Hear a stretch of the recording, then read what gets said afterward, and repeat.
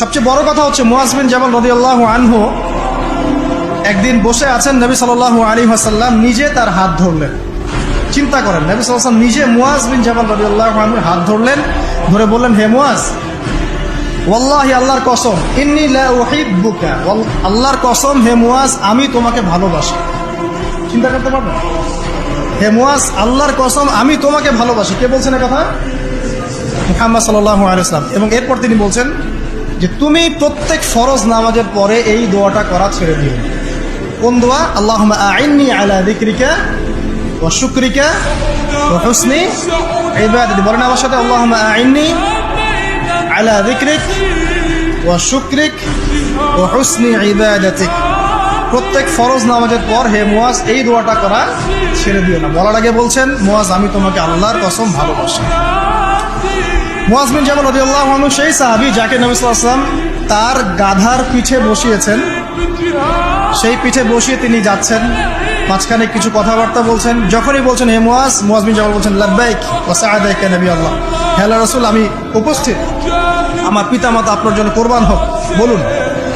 তিনবার বলার পর নবী সাল্লাল্লাহু আলাইহি ওয়াসাল্লাম বলছেন, হে মুআজ, শুনে রাখো, তুমি কি জানো, হাল তাদরি, তুমি কি জানো, মা হাক্কুল্লাহি আলা ইবাদিহি ওয়া মা হাক্কুল ইবাদি আলা আল্লাহ, তুমি কি জানো যে আল্লাহর প্রতি বান্দার কি হক আছে আর বান্দার প্রতি আল্লাহর কি হক আছে?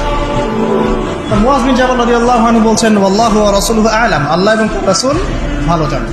তখন নবী সাল্লাল্লাহু আলাইহি ওয়াসাল্লাম বলছেন, সাল্লাল্লাহু আলাইহি ওয়াসাল্লাম, যে হাক্কুল্লাহি আলা ইবাদি, আল্লাহর প্রতি মানে বান্দার হক হচ্ছে যে আইয়াবুদুহু, বান্দা আল্লাহর ইবাদত করবে, ওয়ালা ইউশরিকু বিহি শাইআ, এবং বান্দা আল্লাহর সাথে কাউকে শরীক করবে। এটা আল্লাহর হক। আল্লাহ পাক আমাদের কাছে এটা পান, প্রাপ্যতার, যে আমরা শুধু আল্লাহর ইবাদত করব, তার সাথে কাউকে শরীক করব। আর বান্দার প্রতি ওয়াহাকুল ইবাদি আল্লাহ, বান্দার উপর আল্লাহর হক, মানে আল্লাহ পাকের দায়িত্ব বান্দার উপর হচ্ছে এই যে আল্লাহ ইউআযযিবু, যে আল্লাহ পাক বান্দাকে শাস্তি দিবেন না, আল্লাহ পাক বান্দাকে কোনো আযাব দিবেন না যদি বান্দা আল্লাহর সাথে কাউকে শরীক না করে। আল্লাহ ইউআযযিবু আল্লা ইউশরিকু বিহি শাইআ, যদি বান্দা আল্লাহর সাথে মানে কাউকে শরীক না করে, তাওহীদের উপর থাকে, শিরিক না করে, আল্লাহ পাকের এর দায়িত্ব যে ওই বান্দাকে আল্লাহ পাক আযাব দিবেন না ইনশাআল্লাহ।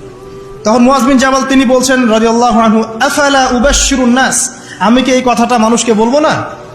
আমি কি মানুষকে সুসংবাদ দিব না?